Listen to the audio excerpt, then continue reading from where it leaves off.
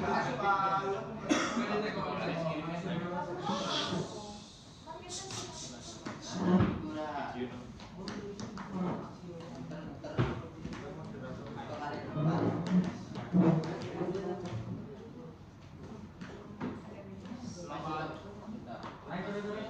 tutup pintunya, Mas.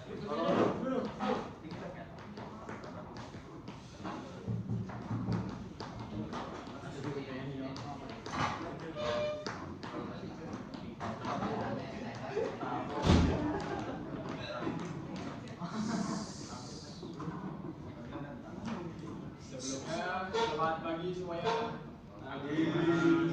Perkenalkan, nama saya Ibu Maulana selaku moderator dari presentasi Mas Yones. Dan nama saya Dan Praseda dan saya Islam sebagai Saya Nugroho sebagai Go. Seperti yang kita tahu mengenai roda gigi, semua tahu roda gigi kan? Tahu Mas.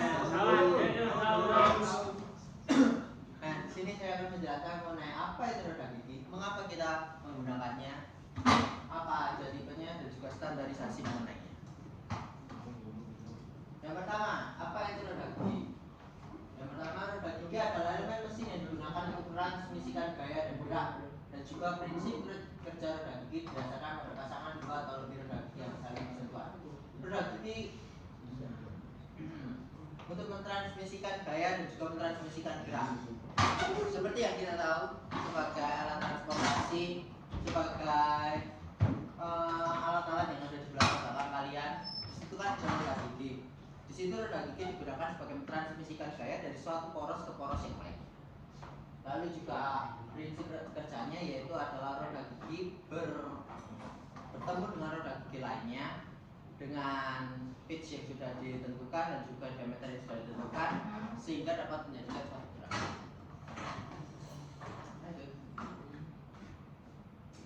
Lalu kenapa kita membutuhkannya? Seperti yang sudah saya jelaskan tadi, yaitu ada power transmisi, mengubah torsi dan kecepatan jadinya dari sebuah torsi satu poros ke poros yang lainnya, yaitu dengan bisa dengan kecepatan yang sama tergantung dengan diameter roda giginya dan juga dengan banyaknya gigi. Lalu juga mengubah arah putaran, jadi bisa aja kalau misalnya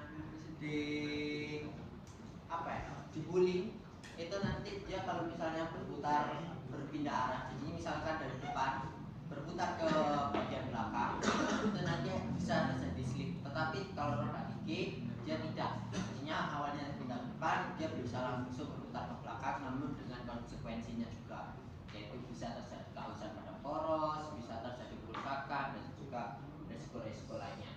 Lalu juga ada mengubah gerak rotasi menjadi translasi. Berubah gerak rotasi menjadi translasi itu adalah yang awalnya putaran suatu gigi dia bisa menjadi gerakan lurus di dalam suatu poros.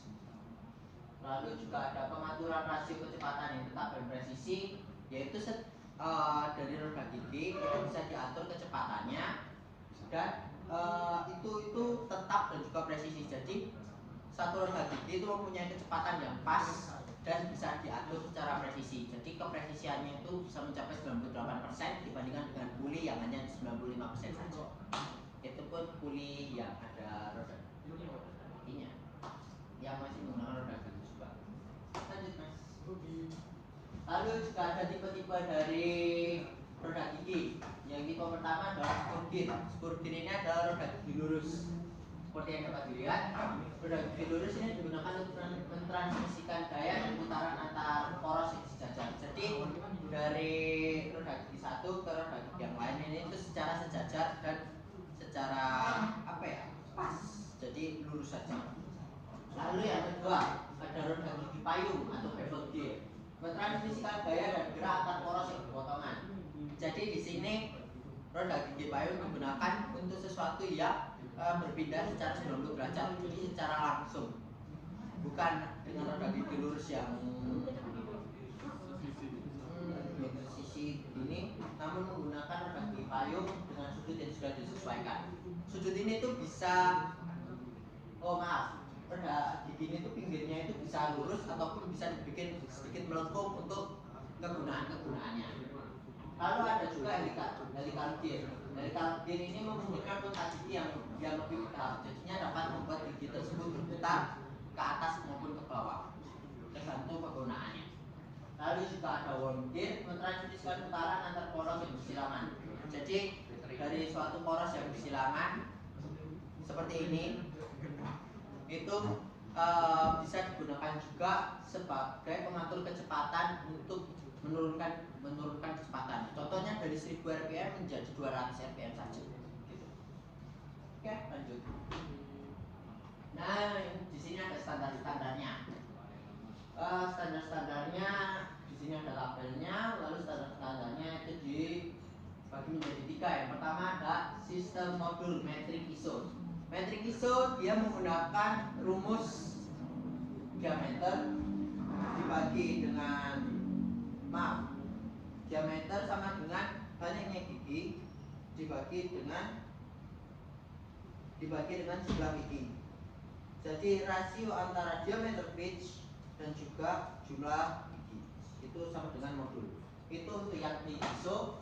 Lalu untuk yang sistem diametral pitch yang dari AKRA, dia menggunakan rumus yang sedikit berbeda, yaitu dari diameter inch, diameter pitch, lalu jumlah gigi dibagi dengan diameter pitch lagi. Diameter pitchnya ini itu menggunakan inch, bukan menggunakan milimeter seperti yang banyak digunakan di sini.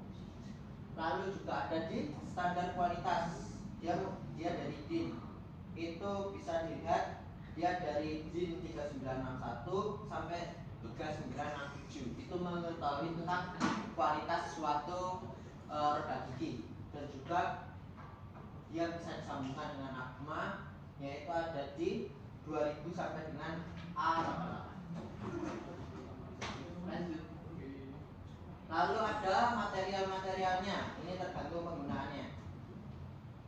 Nah, baja karbon sendiri itu ada di IC 1020 dan juga 1045.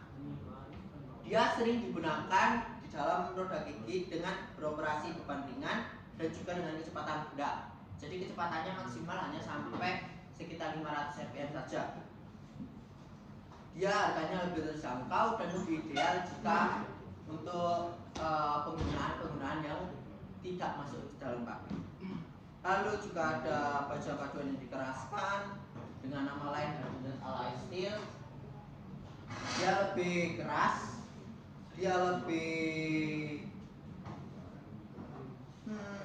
tahan haus, dan dia tahan dalam perlakuan panas. Jadinya baja ini yang sering kita lihat dan sering kita gunakan di dalam pabrik-pabrik. Lalu ada cast iron, yaitu seperti grey cast iron, natural iron, terkenal dengan biayanya yang rendah, kemampuannya meredam getaran dengan baik, dan kemudahan dalam proses pencetakannya. Jadi dengan biaya yang rendah, lalu dia lebih meredam getaran daripada yang baja paduan karena penggunaannya dan kegunaannya yang berbeda.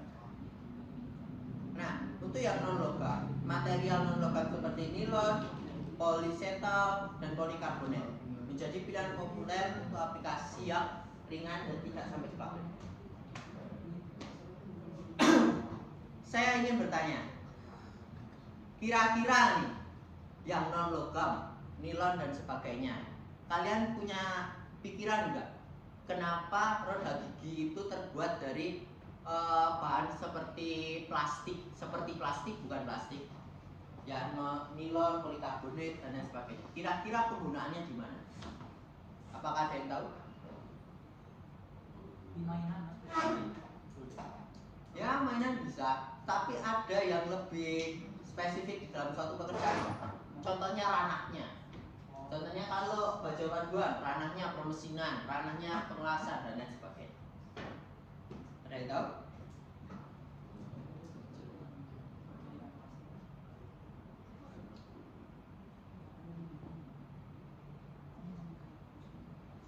Oke, izinkan saya untuk memangkas waktu. Untuk yang non logam atau plastik, dia biasa digunakan di dalam medis, bagian medis. Karena dia untuk meredam getaran bisa, jadinya untuk yang besi seperti yang besi cot, tetapi dia lebih ringan dan bisa dipergunakan di berbagai tempat di dalam hal medis. Itu yang pertama. Lalu seperti yang Mas Andian tadi katakan, di mainan ya itu kan lebih percetakannya lebih gampang dan juga penggunaannya lebih mudah. Lalu kalau kalian tahu itu bisa digunakan di 3D printing. Itu ada yang beberapa sekarang dia yang menggunakan nilon karena penggunaannya lebih gampang dan juga gampang untuk membawanya.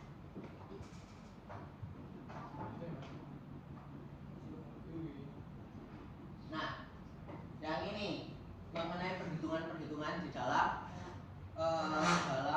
menghitung modul, menghitung jumlah gigi, menghitung diameter pitch, adedum, denedum, circular pitch. Ini ada rumusnya sendiri-sendiri.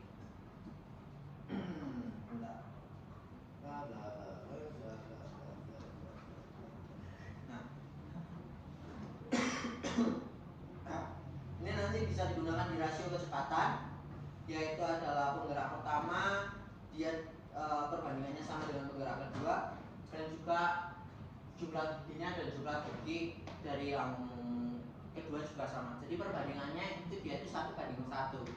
Atau jika ingin torsinya lebih tinggi lagi atau rasio kecepatannya lebih tinggi, berarti yang salah satu itu bisa dikecilkan, mau yang kedua ataupun yang pertama. Lalu juga rasio torsi itu bisa diperhatikan, dia perbandingannya adalah T2 dibanding dengan T1 sama dengan Z2 atau modul dibanding dengan T1, dia perbandingannya sebanding atau lurus. Lalu juga ini sebagai perhitungan di dalam kebutuhan operasional, pilihan material, modul awal dan lain sebagainya. Jadi tergantung dengan kegunaannya, mau kegunaan seperti apa, sehingga kita bisa mengetahui modulnya berapa yang akan digunakan dan jumlah giginya yang akan digunakan berapa.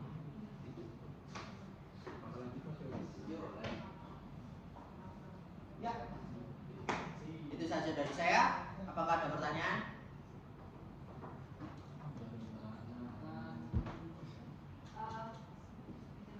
Ya, silakan. Misal tadi yang di bagian plastik atau yang non logam deh, kan Ya.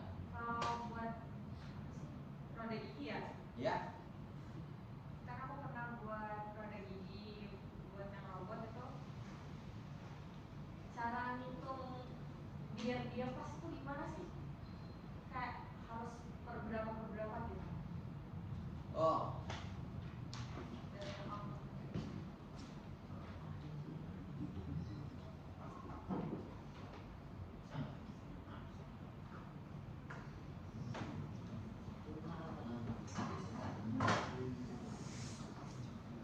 Pertanyaan tadi gimana Mas? Tadi saya gimana cara menghitung apanya?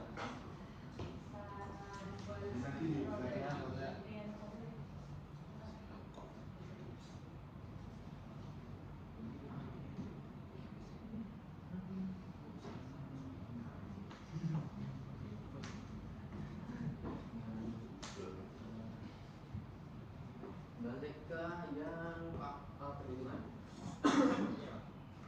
Enggak perhitungan. Nah, terima kasih. Nah, jadinya untuk menghitung roda giginya itu bisa digunakan dengan ukuran roda gigi yang diinginkan atau modulnya.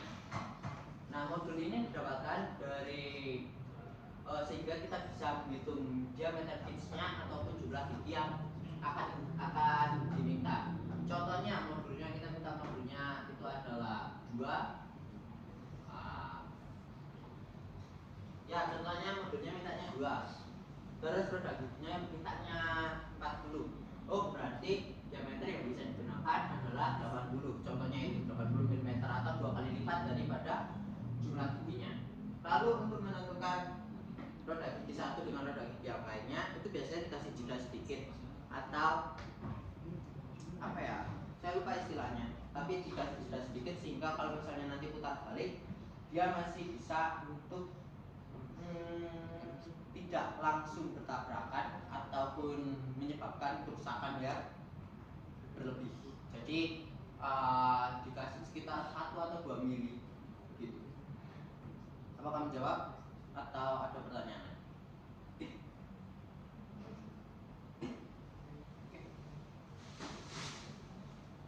Ada pertanyaan lain?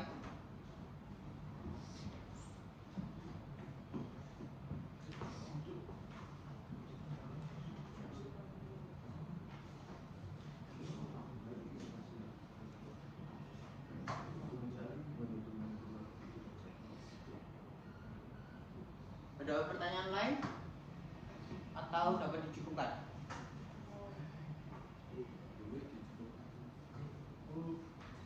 Oke.